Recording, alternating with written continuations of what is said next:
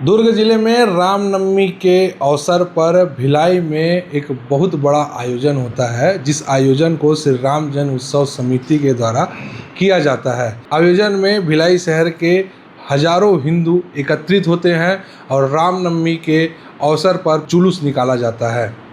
हमारे साथ श्री राम जन्मोत्सव समिति के युवा विंग के अध्यक्ष मनीष पांडे जी हैं। मनीष पांडे जी से बातचीत करते हैं कि जब ये संगठन बना तो इस संगठन का शुरुआत किस उद्देश्य से हुआ था और आज ये संगठन कितना बड़ा विस्तृत हो चुका है। सर, हमारे चैनल में स्वागत है आपका। धन्यवाद। मैं आपके चैनल के माध्यम से सभी दर्शकों को इस नवरात्र की ढेर सारी बधाई देता हूँ और आने वाले रामनवमी की ढेर सारी बधाई शुभकामनाएं देता हूँ। 40 वर्ष पूर्व सन 1986 में राम जन्मोत्सव समिति की शुरुआत हुई और उस समय पूरे देश के अंदर एक बड़ी सोच थी कि राम मंदिर वहीं बनना चाहिए जहां राम जी का जन्म हुआ है, अयोध्या में। उसको लेकर वीएचपी, संघ और बहुत सारे ऐसे दल जो ये प्रयासरत थे कि रामलला का मंदिर वहीं बनना चाहिए। और जैसा कि हम जानते हैं कि भिलाई भी एक इस पूरे देश का एक मिनी स्वरूप है, मिनी इंडिया कहा जाता है। तो उस मिनी इंडिया में भी ये था कि उस राम मंदिर के लिए एक आंदोलन होना चाहिए, लोगों को जागृत करना चाहिए कि वहाँ पर राम मंदिर बने। तो उस सोच के साथ राम जन्मोत्सव समिति ने 1986 में इसकी शुरुआत की।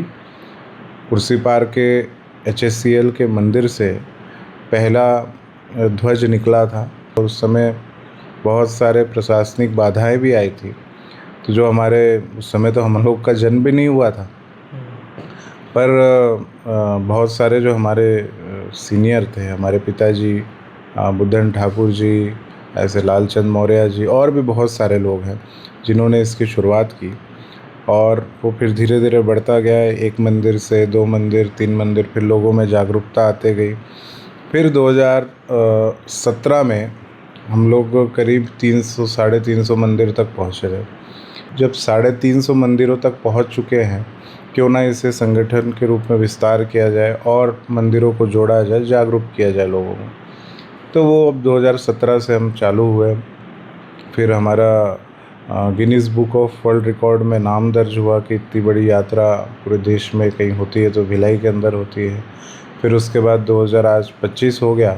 एक कोविड के समय में रामनवमी नहीं हुआ था। उसके बाद आज लगभग 1100 से अधिक मंदिरों से इसकी ध्वज यात्रा आती है, जिसमें वैशाली नगर के पूरे क्षेत्र आते हैं, दुर्ग ग्रामीण के पूरे क्षेत्र आते हैं, भिलाई के संपूर्ण क्षेत्र आते हैं, जामुल के क्षेत्र आते हैं, हिवारा, भिलाई 3, कुम्हारी। बस 1-2 क्षेत्र को छोड़कर लगभग इस ज़िले में हर क्षेत्रों से झांकियाँ आती हैं। ये मानते हैं कि सनातन धर्म में जितने भी लोग आस्था रखते हैं उनको हमेशा जागरूक करने की आवश्यकता रहती है। हम उसी उद्देश्य को लेकर जो 40 वर्ष पूर्व था, 40 वर्ष बाद भी हम लोगों को जागरूकता करते रहना चाहिए। कारण ये है कि जैसे जैसे सनातन धर्म बढ़ रहा है, सनातन धर्म के विरोधी भी बढ़ रहे हैं। तो ये जागरूकता अभियान रुकना नहीं चाहिए। निरंतर पीढ़ी दर पीढ़ी इस कार्य को हम लोगों को आगे भी करना है। पहले कितने सदस्य थे और अब कितने सदस्य हो गए हैं? देखिए, पहले तो शुरुआत बहुत कम लोगों से हुई थी और हर शुरुआत ऐसी ही होती है कि कम लोगों के साथ ही चालू होता है। पर अभी जो है हज़ारों की संख्या में लोग हैं जो कभी भी हम लोग अगर धर्म के बारे में या अपने संस्कृति या अगर किसी आंदोलन को भी अगर खड़ा करना रहता है तो ऐसे हज़ारों लोग हैं जो बहुत जल्द ही एक जगह उपस्थित हो जाते हैं और उस कार्य के लिए हमेशा तैनात रहते हैं, तैयार रहते हैं। श्री राम जन्मोत्सव समिति और क्या क्या काम करती है समाज में योगदान के लिए? देखिए, हम लोगों ने अलग अलग विषयों पर अपनी बात रखी है समाज के अंदर। जब एक ऐसा भी समय आया था जब लोग यहाँ पर बोलने को तैयार नहीं थे, चाहे वो कोई राजनीतिक व्यक्ति हो या कोई ऐसे ऑर्गेनाइजेशन। जब यहाँ पर हमने देखा कि कितना भ्रष्टाचार हुआ, उसके खिलाफ कोई बोलने को तैयार नहीं था, तब हम लोगों ने मुक्ति पखवाड़ा निकाला। पूरे जितने भी नगर निगम क्षेत्र थे वहाँ 70 वार्डों में हम लोगों ने किया। पूर्ववर्ती सरकार में आपने देखा होगा कि धर्मांतरण के बड़े मामले पूरे छत्तीसगढ़ में आ रहे हैं। तो उस समय जब छत्तीसगढ़ में धर्मांतरण के मामले आए थे तो हम लोगों ने उस समय 300 किलोमीटर की पद यात्रा की थी, जो शिवनाथ से लेकर खारून नदी तक हुई थी, और उसमें भी लगभग 1100 से ज़्यादा मंदिरों तक हम पहुँचे थे। और उस समय हमारा उद्देश्य सिर्फ़ और सिर्फ ये था कि हम किसी समाज या किसी धर्म या किसी पंथ के खिलाफ़ नहीं बोलेंगे। हमारा ये था कि हमको हिंदू जागरण करना है। अगर हम जागृत रहेंगे तो धर्मांतरण नहीं होगा। अगर हम किसी की टीम में जाने को तैयार नहीं है या किसी के विचार के साथ जुड़ने को तैयार नहीं है तो धर्मांतरण नहीं होगा। पर अगर हम उनके साथ जुड़ के कार्य करेंगे या उनके विचार के साथ जुड़ जाएंगे, हम अपनी पद्धतियों को और अपनी संस्कृतियों को भूलकर वहाँ चले जाएंगे, तो निश्चित तौर पर ये धर्मांतरण और जो विदेशी ताकतें हैं जो लोगों को भ्रमित करना चाहती है और अपने धर्म से भटकाना चाहती है, तो उसके लिए हम लोगों ने धर्म जागरण पखवाड़ा निकाला था 2021 में। और उसमें लगभग 300 किलोमीटर की पदयात्रा की। इसमें खारून नदी से लेकर शिवनाथ नदी का लक्ष्य रखा था। इसमें प्रत्येक मंदिरों में हम लोग सुबह 6 बजे निकलते थे और 11 बजे तक, और फिर शाम को 4 बजे निकलते थे 10 बजे तक। तो ऐसे करके वो पदयात्रा हुई।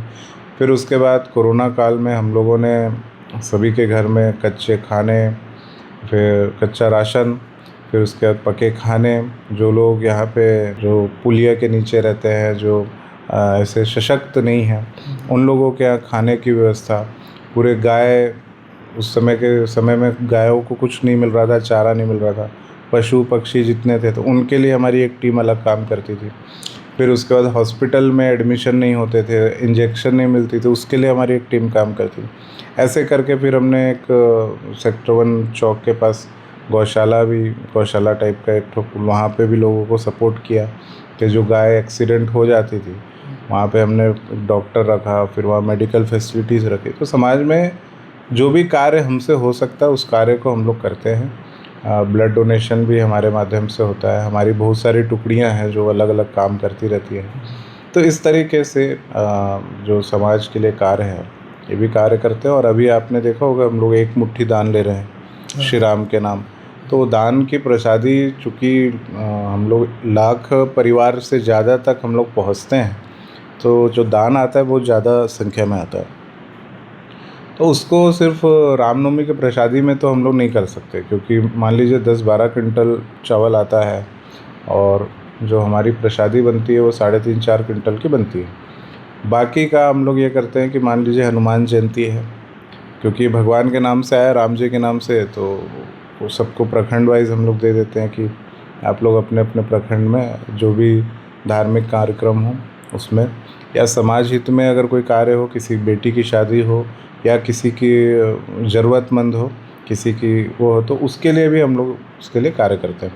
तो इस तरीके से पूरा स्ट्रक्चर बना के रखा हुआ है और इस स्ट्रक्चर में सभी लोग बहुत मेहनत करते हैं। जितने राम भक्त हैं, जिनको जो जवाबदारी दी जाती है वो उस कार्य को करते हैं। इस बार आयोजन में क्या कुछ खास होगा? कितने लोगों के आने की संभावना है? क्या मैनेजमेंट है? देखिए, रामनवमी की एक बड़ी खासियत ये है, मैं अभी बहुत सारी जगह इन बातों को बोला भी हूँ, फिर से आपके चैनल के माध्यम से भी इस बात को बोलता हूँ कि राम जन्मोत्सव समिति सभी हिंदुओं को, सनातन धर्मियों को एकत्रित एक धागे में पिरोने का काम करती है। अब वो कैसे, कि हमारे यहाँ बहुत सारे तीज त्यौहार हैं, हम अलग अलग मंदिरों से अपने तीज त्यौहार मनाते हैं। मान लीजिए गणेश पूजा आई, तो गणेश पूजा जो गणेश जी के मंदिर हैं या जो लोग बैठाते हैं वो वहाँ पे करते हैं। दुर्गा पूजा आई तो जो लोग दुर्गा बैठाते हैं दुर्गा करते हैं। हनुमान जयंती आई तो हनुमान जी के, पर हम अलग अलग जगह पे करते हैं। मान लीजिए सेक्टर 9 में हो रहा है तो एक जगह हो रहा है, फिर हुडको में एक जगह हो रहा है, ऐसे अलग अलग। राम जन्मोत्सव समिति, चाहे आप गणेश जी को मानते हो, हनुमान जी को मानते हो, दुर्गा जी को मानते हो, आप किसी भी देवी देवताओं को मानते हो, अपने यहाँ तो 33 कोटि देवी देवता हैं, तो जिसको भी आप मानते हो उन सभी के मंदिरों की ध्वज यात्रा हम लोग निकालते हैं। तो उसका मतलब ये है कि अगर मोहल्ले में 6 मंदिर हैं तो 6 मंदिर से उसकी ध्वज यात्रा निकलती है। सबको एक लाइन में चलना पड़ता है।